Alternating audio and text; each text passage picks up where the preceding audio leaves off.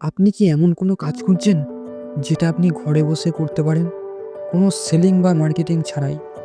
আজকের যুগে কাজ মানে শুধু অফিস নয়, এখন কাজ মানে স্মার্টভাবে অনলাইনে কাজ করা।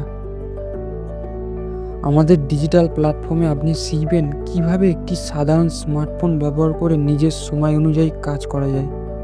দিনে মাত্র ২ ঘন্টা সময় দিলেই হবে। আর শেখানো হবে কিভাবে একটি বিশেষ ডিজিটাল কোড ব্যবহার করে নিজের আয়ের পথ তৈরি করা যায়।